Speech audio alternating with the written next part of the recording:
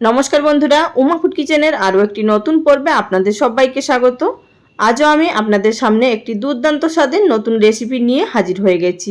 বাড়িতে যখন মাছ মাংস বা সবজি কোনো কিছুই থাকবে না, আপনারা শুধুমাত্র আলু এবং মসুর ডাল দিয়ে এই দুর্দান্ত স্বাদের রেসিপি তৈরি করে নিতে পারবেন। তো বন্ধুরা, সবার প্রথমে আমি আপনাদের দেখিয়ে দিচ্ছি। এখানে আমি হাফ কাপ পরিমাণ মসুর ডাল এখানে 1 ঘন্টা মতো ভিজিয়ে রেখেছিলাম। অবশ্যই কিন্তু মসুর ডালটাকে ভিজিয়ে নেবেন। আর এখানে আমি আমার পরিমাণ অনুযায়ী ডালটা নিয়েছি, আপনারা আপনাদের পরিমাণ অনুযায়ী নিয়ে নেবেন। এবার একটি গ্রাইন্ডিং জারের মধ্যে ডালটাকে দিয়ে দিলাম। ভিজিয়ে নেওয়া ডাল দিয়ে দেওয়ার পর দিয়ে দিলাম এর মধ্যে 1/2 ইঞ্চি আদা 3 টুকরো করে কেটে দিচ্ছি, এখানে স্বাদ মতো কাঁচা লঙ্কা। এবার আমি এটির একটি দানাদার পেস্ট তৈরি করে নেব। তো অবশ্যই কিন্তু এইভাবে একটু দানা রেখে এর পেস্ট তৈরি করতে হবে। আর ডালটা বাটার সময় কিন্তু জল একদমই ব্যবহার করবেন না, কারণ ডালের মধ্যে যেটুকু জল থাকবে তাই দিয়েই কিন্তু বাটা হয়ে যাবে। এবার একটি মিক্সিং বোলের মধ্যে এটিকে নামিয়ে নিচ্ছি। ডাল বাটা বোলের মধ্যে নিয়ে নেওয়ার পর দিয়ে দিলাম 1/2 টিস্পুন পরিমাণ গোটা জিরে, দিয়ে দিচ্ছি এর মধ্যে স্বাদ মতো নুন। এবার দিয়ে দেবো এর মধ্যে 1/2 টিস্পুনেরও একটু কম হলুদ গুঁড়ো, মানে 1/4 টিস্পুন মতো। এবার দিয়ে দিচ্ছি এর মধ্যে 1/2 টিস্পুন পরিমাণ লাল লঙ্কার গুঁড়ো। এখানে আপনারা অবশ্যই ঝালটা নিজেদের টেস্ট অনুযায়ী দেবেন, যেহেতু আমি এখানে কাঁচা লঙ্কা ব্যবহার করেছি। এখন এর মধ্যে দিয়ে দিলাম 1/2 টিস্পুনের থেকেও কম জিরে গুঁড়ো। এবার এর মধ্যে দিয়ে দিচ্ছি একটি মাঝারি সাইজের কুচিয়ে নেওয়া পেঁয়াজ, একদম মিহি করে কুচিয়ে নিয়েছি। এবার এর মধ্যে অ্যাড করে দিচ্ছি একটা মাঝারি সাইজের আলু গ্রেট করে। আমি এখানে যেই পরিমাণ ডাল নিয়েছি সেই অনুযায়ী এখানে আলুটা ব্যবহার করছি। আপনারা যদি ডালের পরিমাণ বেশি নেন, সেক্ষেত্রে আপনাদেরকে আলুর পরিমাণটাও বেশি নিতে হবে। আমি এখানে প্রায় 100 গ্রাম পরিমাণ ডাল নিয়েছি, তাই এখানে একটি মাঝারি সাইজের আলু গ্রেট করে দিচ্ছি। আর আলুটা গ্রেট করার আগে অবশ্যই ভালোভাবে পরিষ্কার করে ধুয়ে নেবেন এবং খোসাটা ছাড়িয়ে নেবেন। তো আলুটা এখানে আমার গ্রেট করে নেওয়া হয়ে গেছে। এবার এই সমস্ত উপকরণগুলো হাত দিয়ে খুব ভালোভাবে মেখে নিতে হবে, এতে করে প্রত্যেকটা জিনিস খুব ভালোভাবে একে অপরের সাথে মিশে যাবে। বন্ধুরা, এছাড়াও আমার চ্যানেলে প্রচুর নতুন নতুন রেসিপি আপলোড করা আছে, আপনারা চাইলে সেই সমস্ত রেসিপিগুলো দেখে নিতে পারেন। কিছু রেসিপির লিঙ্ক আমি ডেসক্রিপশন বক্সে দিয়ে দেব, বা আপনারা চ্যানেল থেকেও দেখে নিতে পারেন। আশা করি আপনাদের সেই সমস্ত রেসিপিগুলো ভালো লাগতে পারে। তো বন্ধুরা, এখানে দেখুন আপনাদের সঙ্গে কথা বলতে বলতে ডালটা খুব ভালোভাবে মেখে নেওয়া হয়ে গেছে। এবার চলে যাব সরাসরি এগুলোকে ভেজে নেওয়ার পদ্ধতিতে। আগে থাকতে গ্যাস ওভেনের উপরে একটি কড়াইয়ের মধ্যে পরিমাণ মতো সরষের তেল গরম করতে বসিয়ে দিয়েছি। এবার এই বড়াগুলোকে আমরা ভেজে নেব। আমি এখানে বড়ার শেপগুলো একটু টপা টপা করে দিচ্ছি, আপনারা চাইলে এখানে চ্যাপ্টা করেও দিতে পারেন, বা এখানে ছোট বড় মাঝারি আপনাদের পছন্দ অনুযায়ী অবশ্যই তৈরি করে নিতে পারেন। আর আমি এখানে অল্প তেল দিয়ে বড়াগুলো ভাজছি, আপনারা চাইলে এখানে ডিপ ফ্রাইও করে নিতে পারেন। বড়াগুলো দিয়ে দেওয়ার পর একদিকটা আমাদের লো ফ্লেমে ভেজে নিতে হবে। একদিকটা ভাজা হয়ে যাওয়ার পর এগুলোকে অপর দিকে উল্টে দিতে হবে। তো একদিকটা ভাজতে মোটামুটি আমাদের 3 মিনিট মতো সময় লাগবে। মিনিট 3 পর অপর দিকটাও উল্টে দেওয়ার পর আবারও এদিকটাকেও ভেজে নিতে হবে লো ফ্লেমে। আপনারা যদি মিডিয়াম ফ্লেমে বা হাই ফ্লেমে ভাজতে যান, তাহলে কিন্তু ভেতরটা ভাজা হবে না, বাইরেটা পুড়ে যাবে। তো দেখতেই পাচ্ছেন এখানে দুদিকটা ভেজে নেওয়া হয়ে গেছে। তবে আমি এখানে উল্টে পাল্টে আরও একটু কালারটা চেঞ্জ করব। এবার গ্যাসের ফ্লেম মিডিয়াম টু হাইতে থাকা অবস্থাতে এগুলোকে উল্টে পাল্টে কালারটাকে চেঞ্জ করে নিলাম। আর বন্ধুরা, এগুলো আপনারা ডাল ভাতের সাথে বা শুধু শুধুও যদি এমনি খান, খেতে খুবই ভালো লাগবে। তো আমি এখানে পরের বেচটাকেও ঠিক একই রকমভাবে ভেজে নিচ্ছি। বন্ধুরা, ভিডিও চলাকালীন ছোট্ট একটি অনুরোধ, যদি আমার চ্যানেলে কেউ নতুন দর্শক বন্ধু হয়ে থাকেন আর ভিডিওটি দেখার পর যদি আপনাদের ভালো লাগে, চ্যানেলটি সাবস্ক্রাইব করে নেওয়ার অনুরোধ রইল। আর যারা অলরেডি আমার পাশে আছেন তাদেরকে অসংখ্য ধন্যবাদ।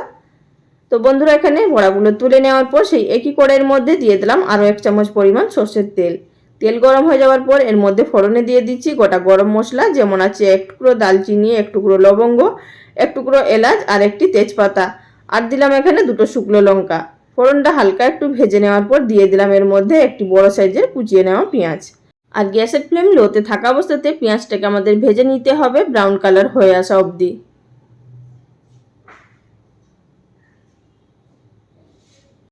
তো বন্ধুরা, এখানে আমাদের পেঁয়াজটা ভেজে নেওয়া হয়ে গেছে। এবার আমি এর মধ্যে অ্যাড করে দিচ্ছি কিছুটা পরিমাণ কাঁচা লঙ্কা কুচি। এখানে 3 থেকে 4টা কাঁচা লঙ্কা আমি এখানে কুচি কুচি করে নিয়েছি, এবং তার মধ্যে দিলাম একটি বড় সাইজের টমেটো কুচি, সেটিকেও একদম ছোট ছোট করে কুচি করে নিয়েছি।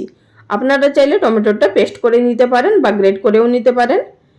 টমেটো এবং লঙ্কা কুচি দিয়ে দেওয়ার পর নাড়াচাড়া করে নেব। নাড়াচাড়া করে মিশিয়ে নেওয়ার পর এবার এর মধ্যে দিয়ে দিলাম স্বাদ মতো নুন।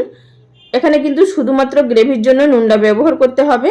দিলাম এখানে হাফ টিস্পুন পরিমাণ হলুদের গুঁড়ো, দিয়ে দিচ্ছি এর মধ্যে হাফ টিস্পুন পরিমাণ ধনে গুঁড়ো, দিলাম এখানে হাফ টিস্পুন পরিমাণ জিরে গুঁড়ো, এবার দিয়ে দিচ্ছি এর মধ্যে হাফ টিস্পুন পরিমাণ কাশ্মীরি লঙ্কার গুঁড়ো।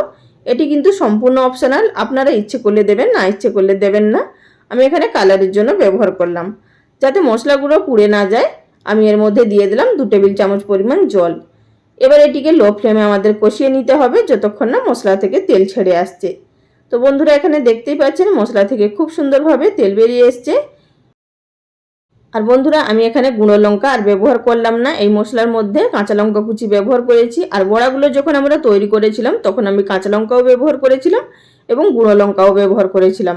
সুতরাং খুব বেশি ঝাল হয়ে যাবে, তাই আমি এখানে আমার পরিমাণ অনুযায়ী লঙ্কাটা ব্যবহার করেছি। এবার এর মধ্যে অ্যাড করে দিচ্ছি প্রায় 1 কাপ পরিমাণ জল। আমি এখানে যতটা গ্রেভি রাখবো সেই অনুযায়ী জলটা ব্যবহার করছি। আপনারা ঠিক যতটা গ্রেভি রাখবেন সেই অনুযায়ী জলটা ব্যবহার করবেন। তবে কিন্তু সাধারণ জল তৈরি করতে আমাদের যতটা পরিমাণ জল লাগে তার তুলনায় কিন্তু এটি বেশি লাগবে জল, কারণ বড়াগুলো জলটা অনেকটাই টেনে নেবে পরে। তবে আমি এখানে খুব বেশি গ্রেভি রাখবো না, তাই আমি কম জল ব্যবহার করেছি।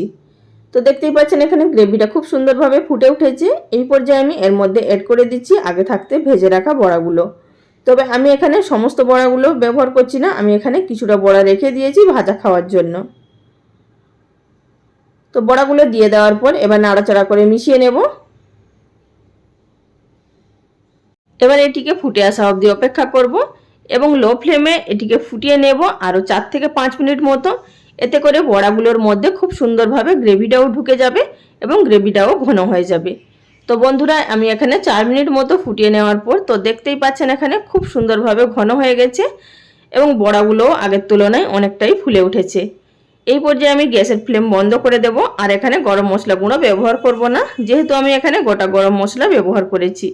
আপনারা চাইলে এখানে সবশেষে সামান্য পরিমাণ গরম মশলা গুঁড়ো বা ধনেপাতা কুচি অবশ্যই ব্যবহার করতে পারেন। নামিয়ে নেওয়ার পর এবার আমি একটি সার্ভিং প্লেটের মধ্যে সার্ভ করে নিচ্ছি।